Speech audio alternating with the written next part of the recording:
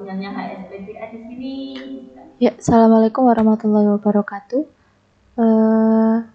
Pada semester ini, saya akan mengajarkan mata kuliah akuntansi keuangan menengah. Pada minggu ini seharusnya kita sudah masuk kepada pertemuan kedua. Nanti akan saya jelaskan dulu mengenai pertemuan pertama kemarin yang kita tunda pada hari ini atau kita gabungkan padatkan di hari ini. Saya akan menjelaskan mengenai kontrak perkuliahan kita selama 1 semester, di mana dalam 1 semester itu nanti kita akan mempelajari beberapa hal berikut. Yang pertama, mengenai capaian pembelajarannya nanti diharapkan teman-teman dapat memahami dan menjelaskan mengenai konsep akuntansi, ruang lingkupnya, dan output akuntansi baik perusahaan jasa maupun dagang. Kemudian, apa saja yang akan kita pelajari dalam akuntansi keuangan menengah itu? Ada 10 materi yang nantinya akan kita tuntaskan dalam 14 kali pertemuan di situ. Yang pertama adalah mendeskripsikan akuntansi keuangan dan standar keuangan akuntansi. Yang kedua, sistem informasi akuntansi. Yang ketiga dan seterusnya bisa teman-teman baca sendiri ya. Kemudian selanjutnya, strategi pembelajaran saya gunakan adalah menggunakan metode student center learning karena pada waktu ini kita sedang melakukan sedang dalam keadaan PSBB, sehingga kita memang tidak diperbolehkan untuk bertatap muka secara langsung. Dengan demikian, untuk perkuliahan kita dalam awal semester ini akan kita lakukan dalam proses daring atau pembelajaran online. Pembelajaran online yang saya lakukan biasanya menggunakan grup WA, masih sama seperti semester yang lalu, atau mungkin nanti kita bisa gunakan aplikasi-aplikasi yang lain seperti Google Classroom ataupun Zoom. Kemudian link YouTube yang nantinya akan saya berikan kepada teman-teman sebagai bentuk materi pembelajaran yang harus teman-teman pelajari seperti itu. Kemudian bahan bacaan yang nantinya digunakan untuk teman-teman antara lain Intermediate Accounting, yaitu karangan Weijen Kemal Kiso yang biasa digunakan oleh beberapa dosen maupun mahasiswa di universitas lain, sehingga diharapkan teman-teman memiliki buku tersebut. Oke. Kemudian yang kedua, akuntansi keuangan menengah, di mana kalau untuk KESO ini materinya adalah materi akuntansi keuangan untuk berbasis IFRS yang biasa digunakan di perusahaan-perusahaan internasional, sedangkan untuk akuntansi keuangan menengah yang karya Dwi Martani biasa digunakan atau berbasis PSAK yang biasa digunakan dalam perusahaan-perusahaan di Indonesia. Seperti itu. Kemudian perkuliahan kita akan dilaksanakan selama 14 kali pertemuan, di mana nanti pada pertemuan ke-8 adalah evaluasi tengah semester. Kemudian nanti di akhir pertemuan ada ujian akhir semester seperti itu. Kemudian tugas-tugas yang dilakukan teman-teman antara lain tugas-tugas yang nantinya harus teman-teman lakukan antara lain tugas penilaian yang pertama adalah penguasaan materi, di mana penguasaan materi itu diukur dengan menggunakan ujian tertulis maupun ujian lisan yang nantinya akan diberikan bobot sebesar 75%, di mana pernyataan atau pertanyaannya itu dibentuk dalam ujian akhir semester dan ujian tengah semester. Kemudian ada juga tes kuis yang biasa saya lakukan. Kemudian selanjutnya ada nilai penilaian tugas mandiri yang kami nilai sebesar 15%, yaitu merupakan jenis penilaian tugas mandiri baik itu diskusi maupun aktivitas dalam kelas dan kedisiplinan teman-teman selama dalam kelas. Kemudian yang selanjutnya adalah penilaian kedisiplinan, ini terkait dengan presensi kehadiran dan ketepatan waktu teman-teman dalam mengumpulkan tugas. Itu kami beri persentase 10% dari total 100% penilaian yang kami berikan. Kemudian kriteria penilaian di sini sudah tertera di sini. Silakan nanti teman-teman bisa lihat dan pelajari lagi. Nah, ini adalah bentuk-bentuk perkuliahan dalam 14 kali semester, 14 kali pertemuan. Selanjutnya, nah, ini adalah ketentuan dalam perkuliahan selama proses pembelajaran daring. Silakan nanti teman-teman baca. Untuk pertemuan secara daring ini apabila nanti ada yang ingin ditanyakan, silakan teman-teman bisa menanyakan pada proses diskusi di dalam grup WA ataupun nanti pada proses diskusi di Google Classroom. Oke, untuk kontrak kuliah cukup sekian. Kemudian nanti akan saya lanjutkan dengan materi perkuliahan kita, akuntansi keuangan dan standar akuntansi.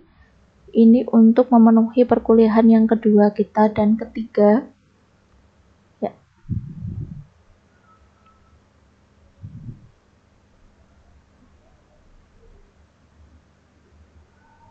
Oke.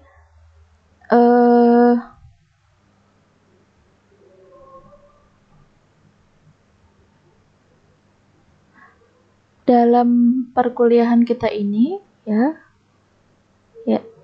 langsung saja kita di sini akan mempelajari beberapa hal. Yang pertama adalah akuntansi dan laporan keuangan serta bahasa bisnis dalam akuntansi yang seperti apa. Kemudian yang kedua, akuntansi dan alokasi sumber daya. Yang ketiga, standar akuntansi keuangan, perkembangan IFRS dan IASB. Kemudian yang terakhir adalah kerangka dasar penyajian dan penyusunan laporan keuangan. Oke. Ya. Nah, akuntansi sendiri dalam teorinya Kiso dinyatakan bahwa akuntansi merupakan sebuah bentuk atau suatu sistem dengan input data ataupun informasi yang digunakan dalam secara eksternal maupun internal. Akuntansi sendiri di sini diartikan oleh Kiso dalam bukunya pada tahun 2010 itu terdiri dari beberapa jenis materi. Yang pertama adalah input, di mana akuntansi sendiri inputnya itu berasal dari bentuk transaksi. Transaksi sendiri adalah bukti peristiwa perusahaan, di mana perusahaan tersebut memiliki peristiwa-peristiwa atau kegiatan-kegiatan yang berhubungan dengan keuangan perusahaan, laba rugi, dan kegiatan ekonomi perusahaan. Itu disebut sebagai transaksi. Kemudian yang kedua, dalam proses akuntansi itu terdapat proses. Apa itu proses? Proses sendiri merupakan sebuah kegiatan merangkum transaksi menjadi sebuah laporan. Jadi artinya dalam akuntansi itu tidak hanya ada input saja, tapi ada proses menganalisisnya. Menganalisis sebuah transaksi-transaksi atau kegiatan yang bernilai ekonomi tadi menjadi bentuk laporan, seperti itu. Kemudian output dari akuntansi sendiri adalah laporan keuangan. Laporan keuangan yang sudah teman-teman ketahui, ada beberapa jenis laporan keuangan yang biasa kita kenal, ada 4 jenis laporan keuangan. Yang pertama adalah laporan keuangan neraca, yang kedua laporan keuangan laba rugi, yang ketiga laporan keuangan arus kas, dan yang keempat adalah laporan keuangan perubahan modal. Nah, perbedaannya apa? Saya yakin teman-teman sudah mempelajari dan sudah cukup paham mengenai laporan keuangan. Selanjutnya adalah pengguna informasi. Nah, pengguna informasi di sini dalam akuntansi terdiri dari 2 jenis pengguna. Ada pengguna internal maupun pengguna eksternal. Pengguna internal sendiri adalah perusahaan dalam manajemen perusahaan internal seperti manajer tertinggi, kemudian pihak accountingnya sendiri, karyawan, dan sebagainya. Kemudian untuk pengguna informasi eksternal itu biasanya kreditur, debitur, investor, itu juga memerlukan laporan keuangan akuntansi. Oke. Untuk selanjutnya, tujuan laporan keuangan. Di sini ada beberapa jenis tujuan laporan keuangan. Memberi informasi, sudah tentu laporan keuangan itu memberikan informasi kepada pihak-pihak yang berkepentingan. Kemudian ada pun juga mengevaluasi dan sebagai bahan pertanggungjawaban bagi beberapa pihak ataupun bagi perusahaan lain, seperti perusahaan yang juga memberikan pertanggungjawaban kepada pemerintah terkait dengan pajak dan sebagainya. Kemudian memenuhi kebutuhan pemakai. Pemakai di sini artinya adalah pihak-pihak yang berkepentingan seperti pihak investor tadi yang sudah kita sebutkan, baik pihak internal maupun pihak eksternal, seperti itu. Kemudian laporan keuangan juga memiliki bentuk atau memberikan pengaruh terhadap keuangan dari masa lalu dan masa yang akan datang. Jadi misalkan laporan keuangan tahun ini berapa, itu bisa kita gunakan sebagai ukuran untuk laporan keuangan kita selanjutnya. Misalkan pada tahun ini kita dapat menghasilkan laba sekian dan tahun sebelumnya kita bisa menghasilkan laba sekian, maka di tahun depannya pun kita sebetulnya bisa membuat perkiraan kira-kira berapa laporan keuangan laba dan rugi kita pada masa yang akan datang, seperti itu. Atau ada perubahan atau tidak laba rugi yang kita miliki pada tahun sebelumnya maupun tahun yang akan datang, gitu. Kemudian setelah tujuan laporan keuangan di sini, nah saya akan menjelaskan. Nah ini jenis laporan keuangan, tentu teman-teman sudah memahami itu. Kalau memang ada yang belum dipahami, mungkin ini ya, laporan catatan atas laporan keuangan itu biasanya keterangan-keterangan seperti penjelas, misalkan seperti ada laporan beberapa jenis kreditur maupun debitur yang perlu dilaporkan kepada perusahaan, yang informasinya dibutuhkan informasi baik itu nama, alamat dan sebagainya, itu sangat dibutuhkan oleh perusahaan, misalkan seperti itu. Nah, itu disebut sebagai catatan atas laporan keuangan. Atau ada kekeliruan-kekeliruan yang membutuhkan catatan lain seperti memo yang mungkin dikeluarkan oleh pihak manajer tertentu, manajer keuangan tertinggi, untuk diberikan kepada pihak accounting apabila terjadi beberapa kekeliruan atau ketidaksamaan antara bukti transaksi secara yang dia berikan oleh kepada pihak accounting dengan nilai fisik keuangan yang dimiliki oleh pihak accounting. Seperti itu. Kemudian di sini akuntansi dan alokasi sumber daya, di situ bisa kita jelaskan. Jadi pada akuntansi dan alokasi sumber daya ini artinya bahwa akuntansi itu sendiri muncul dari ilmu ekonomi yang sifatnya luas, sehingga untuk mencapai sebuah bentuk akuntansi itu perlu memperhatikan prinsip-prinsip ekonomi. Teman-teman tentu masih ingat dalam mata kuliah mikroekonomi ya, yang sudah kita pelajari bahwa yang namanya ilmu ekonomi itu memiliki prinsip sebuah sebuah aktivitas itu bisa berjalan dengan baik ketika memiliki modal yang optimal dan juga memberikan biaya yang sesuai dengan modal yang kita harapkan, seperti itu kan ya. Nah, begitupun juga dengan pencatatan akuntansi. Ketika kita mencatatkan akuntansi, tidak boleh lepas dalam prinsip ekonomi yang sesuai dengan kaidah yang sudah dipelajari kita dalam proses pembelajaran dalam ekonomi mikro kemarin. Seperti itu. Sehingga dalam pemberian laporan keuangan pun atau informasi akuntansi itu tidak boleh melewati batas prinsip ekonomi. 10 prinsip ekonomi yang sudah kita pelajari dalam mata kuliah ekonomi mikro menurut teorinya Mankiw itu tidak boleh atau tidak diperkenankan dalam memberikan informasi kita melewati batas prinsip ekonomi itu. Sehingga sangat perlu sekali seorang accounting juga harus memahami bagaimana sebuah informasi laporan keuangan itu dilaporkan. Tidak boleh dia melewati batas dari prinsip-prinsip ekonomi yang sudah ditetapkan oleh Mankiw, begitu. Nah, tujuannya apa? Tujuan itu semua adalah untuk membentuk good corporate governance atau proses pembentukan perusahaan yang baik. Atau artinya di sini untuk membentuk kerangka keuangan dan kerangka untuk dasar perusahaan itu dengan baik. Karena apa? Karena dalam proses perusahaan itu dihitung baik atau tidaknya, penilaian perusahaan itu dihitung baik atau tidaknya itu bergantung dari laporan keuangan yang dilaporkan. Gitu. Oke, selanjutnya, nah di sini ada standar akuntansi keuangan. Dalam materi kita standar akuntansi keuangan ini, di Indonesia itu menggunakan beberapa jenis standar akuntansi keuangan. Standar akuntansi keuangan pada dasarnya itu dibentuk dari IFRS atau diadopsi secara penuh dari IFRS. Nah, IFRS itu kemudian di Indonesia sendiri membentuk IAI atau Ikatan Akuntan Indonesia, di mana IAI itu membentuk sebuah standar akuntansi keuangan yang terdiri dari beberapa jenis. Yang pertama adalah standar akuntansi keuangan syariah, yang kedua standar akuntansi keuangan entitas tanpa akuntabilitas publik, dan yang ketiga adalah standar akuntansi pemerintahan. Apa perbedaan di antara ketiganya?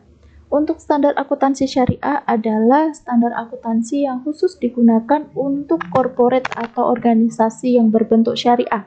Jadi di luar itu tidak diperbolehkan menggunakan standar akuntansi syariah. Misalkan UMKM atau perusahaan-perusahaan konvensional itu tidak diperkenankan untuk menggunakan standar akuntansi syariah. Karena standar akuntansi syariah ini selain berpedoman pada standar akuntansi keuangan, mereka juga menggunakan standar-standar syariah yang didasarkan pada Al-Quran dan Al-Hadis yang digunakan untuk khusus perusahaan yang berbasis syariah.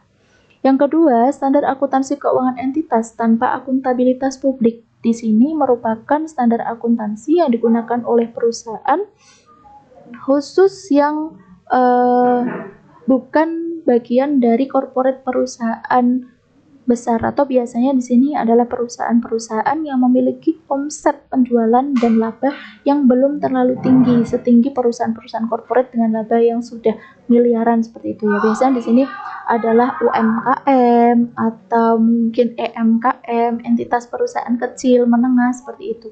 Itu masuk ke dalam entitas tanpa akuntabilitas publik. Artinya di sini entitas tanpa akuntabilitas publik itu perusahaan tersebut tidak diwajibkan mengirimkan laporan keuangan kepada publik.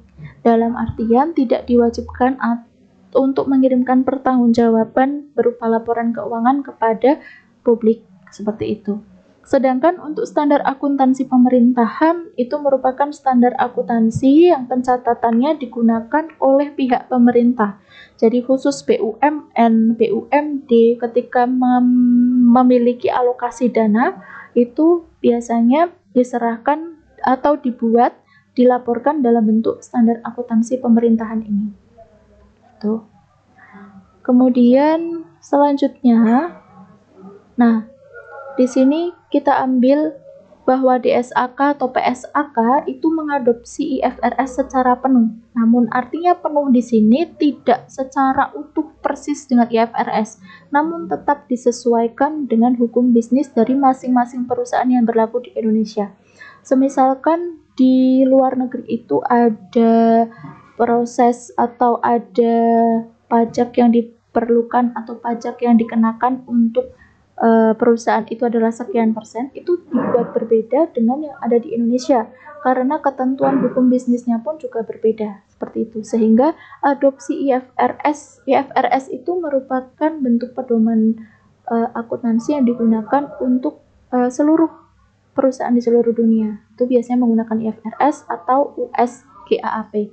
Nah, di Indonesia sendiri menggunakan mengadopsi IFRS dari yang digunakan oleh hampir seluruh perusahaan di dunia itu. Nah, kemudian di sini ciri-ciri utama IFRS sebagai standar internasional itu ada 3 jenis. Yang pertama memiliki prinsip base atau dasar-dasar prinsip, kemudian memiliki nilai wajar dan pengungkapan. Seperti itu. Nah, kita akan mempelajari sejarah IFRS di sini. Sejarah IFRS diawali dari IFRS dibentuk oleh IASB pada dulu tahun. IASB ini merupakan organisasi yang membentuk pedoman keuangan, pedoman akuntansi untuk perusahaan di seluruh dunia.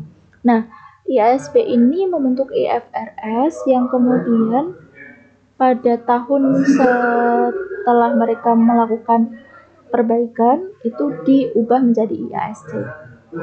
IFRS ini tidak semua digunakan dalam seluruh negara. Ada beberapa negara seperti Amerika dan lain sebagainya, beberapa negara Amerika atau mungkin kalau Inggris menggunakan IFRS. Amerika dan beberapa negara lain itu menggunakan pedoman keuangan USGAAP. Seperti itu. Nah, kemudian untuk PSAK, perkembangan DSAK dan PSAK pada tahun 23 Desember 1957, Indonesia sendiri membentuk IAI atau Ikatan Akuntan Indonesia untuk membuat standar akuntansi, di mana IAI kemudian bertugas menyusun dan menetapkan PSAK yang awalnya merujuk pada US GAAP, kemudian sekarang saat ini merujuk pada IFRS, seperti itu. Nah, oke. Ya, itu materi kita pada hari ini. Untuk tugasnya, silakan teman-teman mencari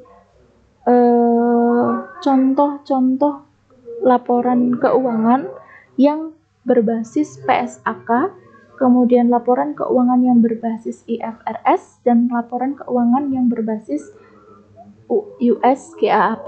Ketiga basis ini, silakan teman-teman cari laporan keuangannya, 4 laporan keuangan saja. Laporan keuangan yaitu neraca, laporan keuangan perubahan modal, laporan keuangan laba rugi, dan laporan keuangan arus kas. Nah, seperti itu. Apabila teman-teman memiliki pertanyaan untuk pertemuan kita pada hari ini, pertemuan kedua dan ketiga. Jadi untuk hari ini kita melakukan 3 kali pertemuan sekaligus, pertemuan pertama, pertemuan kedua, dan pertemuan ketiga. Seperti itu ya. Karena materi hari ini itu diperuntukkan untuk 2 kali pertemuan gitu. Oke, terima kasih. Itu yang bisa saya sampaikan. Apabila ada pertanyaan dan ada forum diskusi bisa disampaikan di grup. Cukup sekian perkuliahan kita pada hari ini. Wassalamualaikum warahmatullahi wabarakatuh.